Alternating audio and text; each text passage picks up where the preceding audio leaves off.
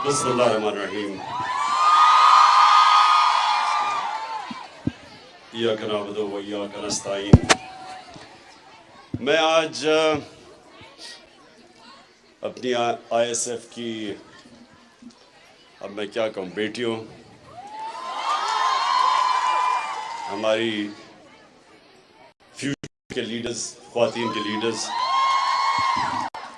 मुझे बड़ी खुशी हुई कि आज मुझे मौका मिला आपसे बात करने का। मैं ये चाहता हूँ कि जो मैं आज आपके सामने बातें करूँ, आपने ये कॉलेजेस, यूनिवर्सिटीज़, हर जगह ये बात लेके जानी है, क्योंकि मैं आपसे पॉलिटिक्स की बात नहीं कर रहा। मैं आपसे जो बात कर रहा हूँ वो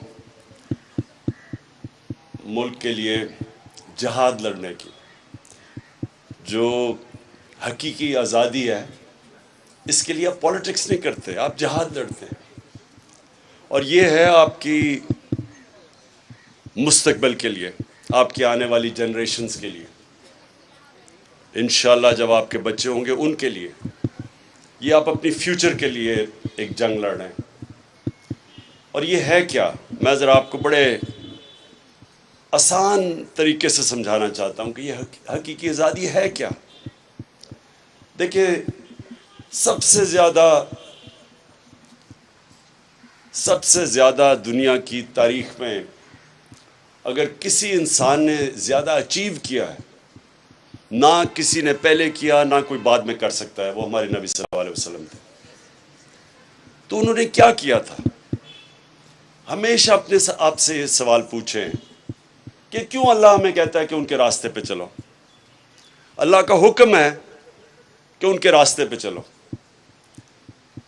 उनके रास्ते पे चल के अल्लाह को तो कोई फ़ायदा, अल्लाह तो बेनियाज है, उसके पास तो सब कुछ है, उसको तो वो तो खुद कफील है। अल्लाह हमारी बेहतरी के लिए कहता है कि उनके रास्ते पे चलो, क्योंकि किसी इंसान ने वो अचीव नहीं किया जो उन्होंने किया। हम यूनिवर्सिटीज़ में जब हम पढ़ते थे तो हमें भी रोल मॉडल्स, हमारे रोल मॉडल्स जिनकी हम किताबें पढ़ते थे, उनकी लाइफ हिस्ट्री पढ़ते थे, उनकी बायोग्राफीज पढ़ते थे। वो क्यों पढ़ते थे? क्योंकि वो उन्होंने ज़िंदगी में कोई अचीव किया हुआ था। मैं जब क्रिकेट खेलता था तो मैं क्रिकेट में भी मेरे रोल मॉडल्स होते थे, उनके ऊपर पढ़ता था कि कैसे उन्होंने क्या किया। लेकिन जिस इंसान ने इंसानी तारीख में वो अचीव किया जो किसी ने किया ही नहीं है, एक है किताब द 100 ग्रेटेस्ट मैन, उसमें नंबर 1 जो वो किसी मुसलमान ने नहीं लिखी किताब, जो नंबर 1 है वो है हमारी नबी सल्लल्लाहु अलैहि वसल्लम इन टर्म्स ऑफ ग्रेटनेस। तो इसलिए अल्लाह कहता है कि उनकी ज़िंदगी से सीखो। अब जो उन्होंने मदीना की रियासत बनाई थी, वो उनकी सुन्नत थी। हमें असूलन सबको स्कूल में, यूनिवर्सिटीज़ में, हम सबको पता चलना चाहिए था कि वो क्या हुआ था, वो क्या दुनिया का इनकलाब आया था कि वो 10 सालों के अंदर इंसान बदल गए। जिनकी कोई अहमियत नहीं थी, उन्होंने दुनिया की इमामत की।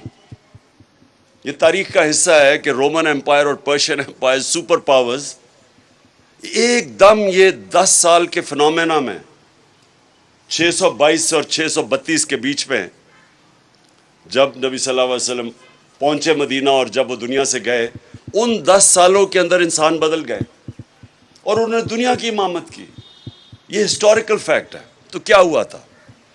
उन्होंने हकीकी तौर पे लोगों को आज़ाद किया था, इंसानों को आज़ाद करके उनके पोटेंशियल को आज़ाद कर दिया था, छोटे से इंसानों को बड़े इंसान बना दिया था। जो मौलाना रूमी कहते हैं कि जब अल्लाह ने तुम्हें पर दिए तो क्यों ज़मीन पे रेंग रहे हो चूंटियों की तरह। हम सब के पास पर है, हम कोई भी ऊपर जा सकता है, क्योंकि हम अल्लाह की सबसे अजीम मखलूक है, अशरफुल मखलूकात। उसने जिसके फरिश्तों को कहा कि इनके सामने झुको, इंसान के सामने, हम वो लोग हैं। लेकिन हम अपनी हैसियत नहीं जानते, हम जानते नहीं हैं कि अल्लाह ने हमें कितनी ताकत दी है। जब शैतान ने कहा कि मैं नहीं झुकता, ये मिट्टी का बना हुआ है, मैं आग का, तो अल्लाह ने कहा तुम्हें नहीं पता कि मैंने इसे कितनी ताकत दी है, सलाहियत दी है, पावर दी है।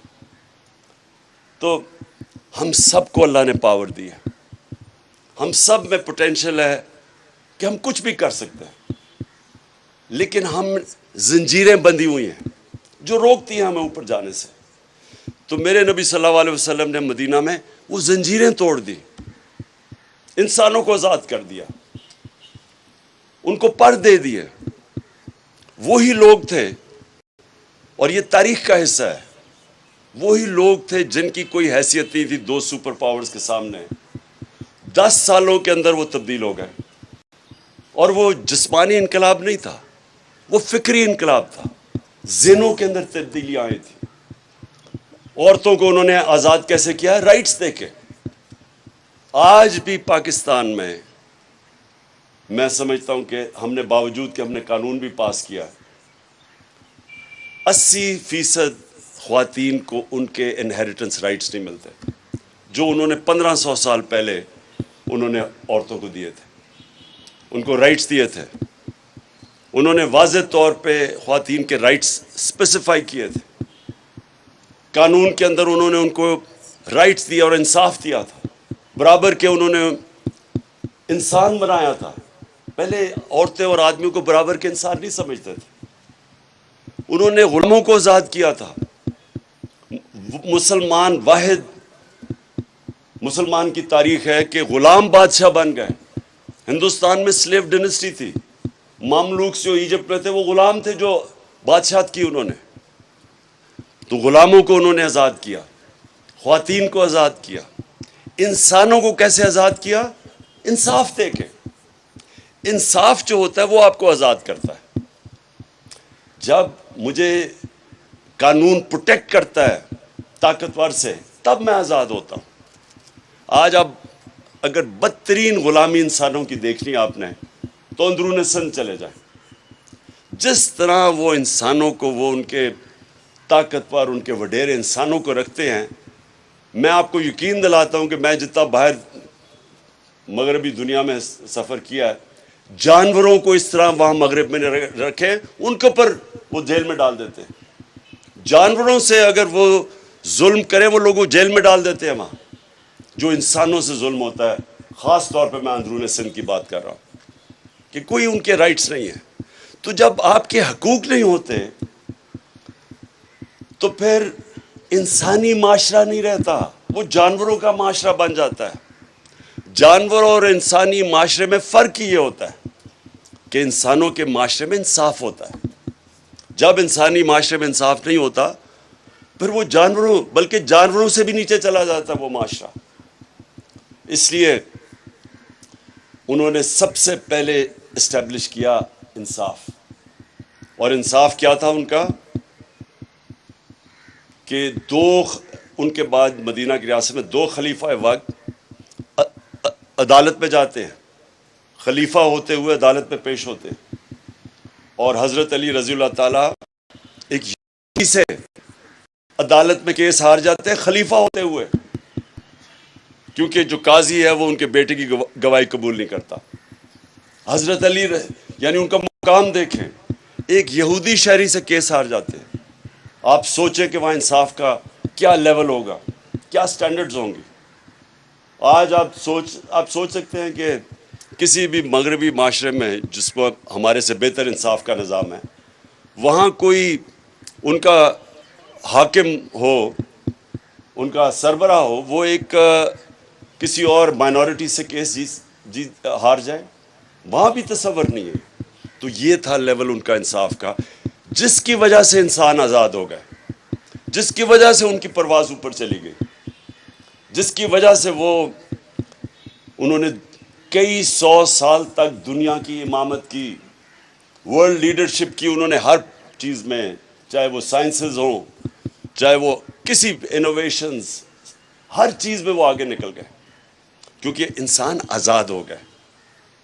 तो मैं जो आपको चाहता हूँ, जब आप यूनिवर्सिटीज़ और कॉलेजेस में जाएं, तो आप समझाएं कि हम इस तरह कहीं नहीं जा रहे।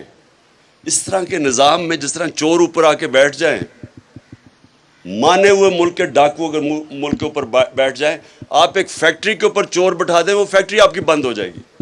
मुल्क कैसे चल सकता है? आज सारी जितनी भी गरीब मुल्क हैं, उन सारों की एक ही कहानी है, वहाँ इंसाफ नहीं है, वहाँ रूल ऑफ लॉ नहीं है, वहाँ इंसाफ की हुक्मरानी नहीं, वहाँ जंगल का कानून है। जो ताकतवर है वो कानून से ऊपर है, जो कमज़ोर है उसको इंसाफ नहीं मिलता। हमारे नबी सल्लल्लाहु अलैहि वसल्लम ने कहा था कि तुम्हारे से पहले बड़ी कौमें तबाह हुई कि कमज़ोर जब चोरी करे वो जेल में, और ताकतवर जब चोरी करे तो उसको एनआरओ मिल जाए, उसको पकड़े ना, जो आज यहाँ हमारे मुल्क में। उन्होंने तब कहा था कि कौमें तबाह हो जाती हैं, जिस कौम में रूल ऑफ लॉ नहीं होता वो तबाह हो जाती है। और ये सारी गरीब मुल्कों की यही कहानी है आज। वहाँ हर जगह जरदारी और शरीफ बैठे हुए हैं, चोरी कर रहे हैं, मुल्क का पैसा बाहर लेके जा रहे हैं और दूसरों से भीख मांग रहे हैं कि जी हमें डॉलर्स भेज दो। ये सारे गरीब मुल्कों का ये मसला है, ये सिर्फ पाकिस्तान का नहीं है। मैं इसलिए जब मैंने पॉलिटिक्स शुरू की तो तब मैंने अपनी इंसाफ की तहरीक, यानी मैंने एक चीज़ आइडेंटिफाई की कि अगर हम इंसाफ ले आए पाकिस्तान में तो ये मुल्क आज़ाद हो जाएगा और ये अजीम मुल्क बनेगा। तो ये जो हकीकी आज़ादी है, इसकी अभी जद्दोजहद जारी है। चोर ऊपर बैठ गए हैं। एक इंग्लिश में सेइंग है कि lunatics have taken over the asylum, कि पागलों ने पागल खाने पे कब्जा कर लिया, यानी चोरों ने मुल्क के ऊपर कब्जा कर लिया। तो अब वो हर रोज उनके केस माफ हो रहे हैं। पहले कानून बनाते हैं पहले खुद कानून बनाते हैं, असेंबली में जाके नैब लॉ में अमेंडमेंट करते हैं, फिर बारी बारी इनके केस खत्म हो रहे हैं अब चोरों के। तो मैं इनको बार बार कहता हूं कि फिर जेल खोल दें। वो बेचारे गरीब लोगों का क्या है, वो जो गरीब सारे जेलों में भरे हुए हैं।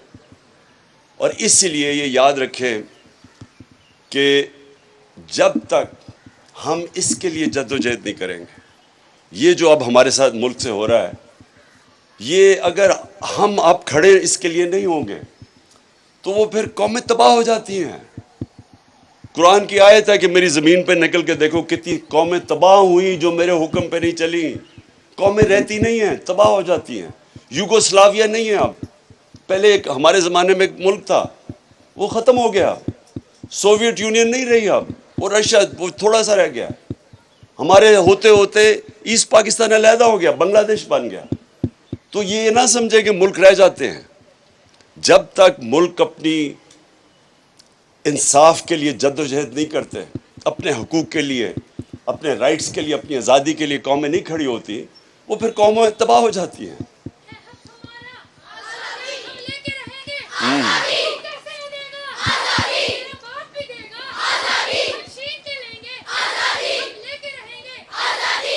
जी, आप आज़ादी तब लेंगे, आप तब लेंगे जब आप हर यूनिवर्सिटी, आप सारा ये इलाका इस्लामाबाद पिंडी आपस में बांट लेंगे। और आपने जिस तरह जब पाकिस्तान की तहरीक चली थी, तहरीक पाकिस्तान, तो तब भी मेरी वालदा की जनरेशन वो जाते थे कॉलेजेस के अंदर और अपनी आज़ादी की तहरीक की वो पूरी जद्दोजहद करते थे, लोगों को अपनी तरफ लेके आते थे। और आप जितनी एज की, तब भी हमारी ख्वातीन आपकी एज की, वो जाके पूरी इसके लिए जद्दोजहद करती थी और तबलीग करती थी और लोगों को तैयार करती थी। इसलिए आपने बड़ा ये जो वक्त है, ये फैसला कौन वक्त है पाकिस्तान की तारीख में। ये इंशाअल्लाह जिस तरह कौम में बेदारी आई है, जिस तरह कौम में शऊर आया हुआ है, तो इंशाअल्लाह अगर हम सब इस वक्त मेहनत करें, लोगों के अंदर जाएं, तो मेरे में शक नहीं है कि ये इंशाअल्लाह ये जो तहरीक है हमारी, ये हकीकी आज़ादी की तहरीक, ये कामयाब होगी। तो आपने सबने मेरे से वादा करना है कि लोगों के पास जाना है मेंबरशिप करनी है। नायला, मुझे बड़ा पसंद आया आपकी जो आपका जज्बा और जुनून था और आप में जो शऊर था, यानी जो आपने कई बातें की वो बड़ी, मैंने बड़े बड़े देर में जो पॉलिटिक्स में लोग रहते हैं उनसे नहीं सुनी वो बातें। क्योंकि देखें, दो चीज़ें होती हैं पॉलिटिक्स, आपने समझ ली है। एक है पॉलिटिक्स जो दुनिया में बदनाम है। आदमी या औरत पॉलिटिक्स में आती है अवाम की खिदमत करने के लिए और वादे करती है कि मैं खिदमत करूंगी अवाम की या करूंगा, और उसके बाद खुद पैसे बनाने शुरू हो जाते हैं, लोगों को लूटना शुरू हो जाते हैं। और दूसरे हैं जो पॉलिटिक्स को इबादत समझते हैं, जो पैगंबरों का रास्ता था, वो भी स्टेट क्राफ्ट थी। नबी सल्लल्लाहु अलैहि वसल्लम ने भी मदीना की रियासत संभाली थी, लेकिन वो एक इबादत में कन्वर्ट हो जाती है क्योंकि उन्होंने लोगों की जिंदगियां बदल दी, इंसानों को उठा दिया, फलाई रियासत बना दी, इंसाफ कर दिया, हुकूक दे दिए। वो भी पॉलिटिक्स है। तो दो पॉलिटिक्स है, एक कायदे आज़म की है, एक इन चोरों की है। और आप जो पॉलिटिक्स करेंगे वो आपकी इबादत में शामिल होगी, क्योंकि आप अपनी ज़ात के लिए नहीं करेंगे, आप अपनी कौम के लिए करेंगे। जिस तरह कश्मीर के लोग हैं जो मकबूजा कश्मीर में, यानी वो किन मुश्किलों में उनकी ख्वातीन निकलती हैं, जुल्म होता है, लेकिन वो बार बार कुर्बानियों के बार बार निकलती रहती हैं, क्योंकि वो सबको समझते हैं कि गुलाम कौम कभी खड़ी नहीं हो सकती। गुलाम सिर्फ अच्छे गुलाम बन सकते हैं, सिर्फ आज़ाद कौमें ऊपर जाती हैं। और वही जो मैंने फिर से कहा कि मदीना की रियासत हमारे लिए हमेशा के लिए एक मिसाल है, मुसलमानों के लिए, कि कैसे एक इंसान बदले, और वो दुनिया की उन्होंने इमामत की। और इसलिए अल्लाह कहता है कि उनके रास्ते पे चलो, हमारी बेहतरी के लिए, कि अगर हमने इससे निकलना है, जिस दलदल में हमें फंसाया हुआ है, कर्जे ले के, वो हमारा वो शहबाज शरीफ जाता है हर जगह, कहता है जी देखे मैं भीख तो नहीं मांग रहा, मैं मजबूर हूँ, हाँ मजबूरी है, मैं भीख तो नहीं मांगना चाहता लेकिन मैं मजबूर हूँ, मैं मांगने नहीं आया। तो वो असल में सारी कौम को जलील करता है। खुददार कौमों की इज्जत होती है, जो इंसान अपनी इज्जत करवाता है उसकी इज्जत होती है। आप अपनी अगर इज्जत नहीं करवाएंगे, दुनिया आपकी इज्जत नहीं करेगी, दुनिया के सामने हाथ फैलाएंगे, कोई इज्जत नहीं करेगा। तो इंशाअल्लाह मैं आपकी सबकी अब ड्यूटी लगा रहा हूँ। मैं आपको 1-2 महीने दूंगा, नहीं 1 महीने में मैं देखूंगा कि आपने कितनी मेंबरशिप की है, आपकी कितनी बड़ी ये हमारी ISF की तंजीम कितनी बड़ी बन जाती है, और इंशाल्लाह फिर आपसे बहुत बहुत शुक्रिया।